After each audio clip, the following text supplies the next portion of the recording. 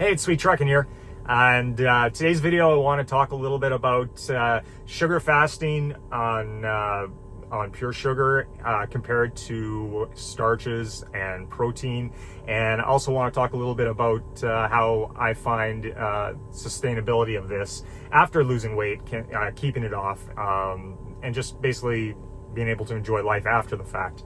If anybody's watched, if you guys have watched I had made a couple of videos previous to this. I talked about my journey, the protocols I used during my sugar fast, which is a little different than what a lot of people are doing now, because I think most people are doing fruits, fruit juices, adding sugar, honey, those type of things. I did sugar water with some cinnamon in it, and I chased it with V8 juice. This is going back a few months ago, so what may not have been the cool thing to do. But what I was doing more was comparing that, like sugar fasting, to just plain water fasting or water and electrolyte fasting, which I've done for many years. Generally it would be usually coming up to a vacation, this was the same case this time. Coming up to vacation, and I wanted to drop some body weight. I wanted to feel comfortable, just being at the beach, at the pool. And so I decided to give sugar fasting a try. I had enough time that I knew that if it wasn't working for me, I could switch it off, go back to my old protocols of just water fasting for 4 or 5 days, take a break, another 4 or 5 days. So anyways, that's what I did. I outlined that in my previous videos there. I wouldn't say I recommend that for everybody, but it might be something. Give it a try. I mean, for me, it really did curb my hunger and make it very easy. I went 30 days, lost 31 pounds in 30 days. Now, as I said before, that in my first video, the 31 pounds that I lost, some of that was washed away when I started incorporating solid foods again, because when you put solid food into your system and everything, you're gonna have a weight, just it's physics. You got more inside of you, you're gonna weigh a little bit more. So when I dropped 31 pounds, when I started eating solid food again, I had a 5 pound rebound in weight, not body fat. So I lost 26 pounds of unwanted weight in that 30 days. Now, this is where I want to compare the straight sugar fast to starches and protein being involved there, because my first 30 days was just sugar and water and V8, took some vitamins and minerals, but that weight loss was rapid. It was insane. I've never had that type of weight loss success on water fasting. Like it far and above. Not to mention the energy all the time. Like I was never felt drained. I never had that. It was something that was, if I had to lose weight again, this would be the protocol I would use again. Now, the next 30 days, so I put that 5 pounds on, which was just, weight. So basically I was continuing my regular weight loss, I guess. But what I had done was I switched it up, and over the next 30 days, I dropped that 5 pounds that I had put on from food weight. So I lost an additional 5 pounds body weight. That took 30 days. And the difference that I had there was that in that 30 days where I lost the weight a lot slower, I was eating a lot of starches. I was eating, it might have been before Cole Robinson, there, Snake Diet guy, was ever talking about cutting the starches out. So I guess I learned along the way as well. And not that I'm complaining about that. I didn't have to drop a massive amount of weight. I mean, I started off at 200 pounds. I'm 6'1". I started off right around 200 pounds. My 30-day water fast, I dropped down to 169. Bumped back up to 174 when I incorporated food again, and then 30 days to lose 5 pounds, and I was back down to 169 before I went on vacation. So But what I was doing was eating a lot of starch, but it was comfort food to me. I would do fruit, basically all day long. So what do I pack with me to go on the road? A whole bunch of pineapple, cans of pineapple in pineapple juice. I absolutely love it. Grapes, tons of grapes. I'd eat those. I'd buy the Costco frozen berries. I'd get, I think there's the 3-berry blend, frozen berry cherry, and then I'd buy a big bag of blueberries, and I would dump those into a big bowl, and I'd thaw them out. If I didn't have time, I'd throw it in the microwave on defrost, thaw it out. And once you thaw out the all those frozen berries, there's a lot of juice in there. So for me, it was simple to I used my immersion blender, mixed it all up, poured it into jars, and I think they were about 720 gram jars that I had saved. Actually, I had saved these peach jars. I bought canned or jarred peaches, which some people love them.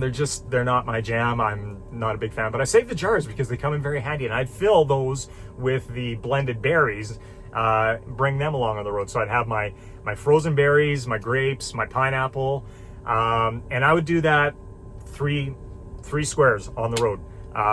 And then what I would do for my dinner is that's when I would have my starches.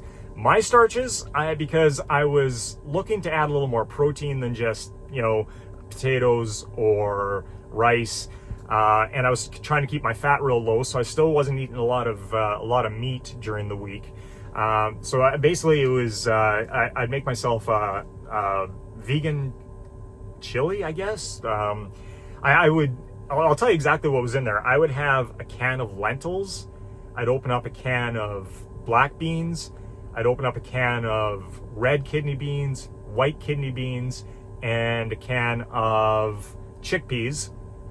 I would open up 2 cans of peas and carrots, 2 cans of mushrooms, and I would dump all that into a huge bowl, mix it all up, and then divide it into meals. It worked out to be about that particular recipe, I guess you call it, worked out to would be 5 good sized big meals. And then I would just top it with some salsa and some sriracha, again, savory, very filling and delicious. And that totally slowed the weight. It didn't stop the weight. I didn't end up in Stall City. It just was a lot slower. It was more like a pound to pound and a half a week rather than 6+ pounds a week on the straight sugar. I mean, that's very reasonable, I think, very sustainable. And I was getting a decent amount of protein in a very healthy way.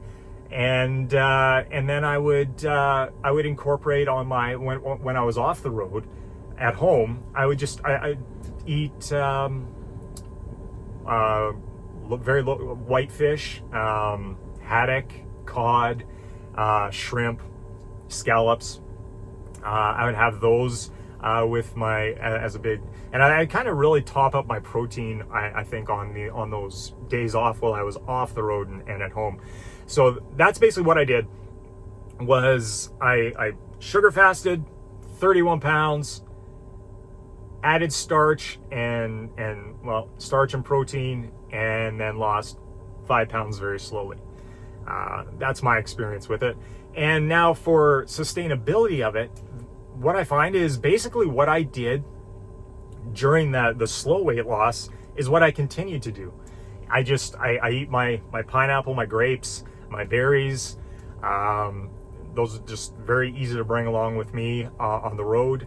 I do my beans, lentils, veggies. I also put broccoli in there. I forgot to mention that in my recipe. I buy the big frozen bags of broccoli at Costco, thaw them out, chop it all up so it's finely chopped, mix it all in with everything. Anyways, so sustainability wise, I just basically stick with this while I'm on the road. Here's the thing, guys out there that drive truck, we have it the worst and we have it the best. And what I mean by that is when you drive a truck, as long as you police what comes into your truck with you, it's not there to tempt you when you're gone. So just, exercise a little diligence when you pull into the Flying J to fill up your truck there, and don't pig out inside there. Just keep it simple. Keep your truck your sanctuary, and don't bring in the truck what you don't want to consume, and you're safe. So in that case, I think truck drivers really have a benefit when you're trying to lose weight, because I'm not in an office setting. I don't have Sally bringing in donuts and tempting me, and or the work pot lunch going on, it's full of crap, or pizza day. I'm kind of isolated, so I'm very in control of the environment that I put myself around. But truck drivers have the disadvantage in other ways, because like I've said, we have a very sedentary lifestyle. It can be difficult to get enough exercise in, and honestly, I could use more. I don't do a lot, but back in the 50s, 60s, 70s, even the early 80s, did people really do a lot? Were they actively trying to go to the gym, yet they were slim? I mean, you look at the pictures, from like the before times, where people were just naturally thin. They weren't trying to out exercise a bad diet. So yeah, that's the sustainable part for me is actually pretty easy, because now when I'm off the road, I have a lot more leniency, because I'm not actively trying to drop weight. I mean I'm pretty comfortable around 170 pounds. Just coincidentally, on Thursday, this last week, I decided to jump on the scale, and I saw it said 171, boom, on the nose. And I thought, well, cool, okay, so 169 to 171, can fluctuate. And I'm a little more loose when I'm at home. It helps my social life a little bit more. On Saturday, I threw up a video there, and we were doing yard work in the yard. It was a nice sunny day. I enjoyed a few beers, and for supper I had good steak. I grilled. We had some lobster tail.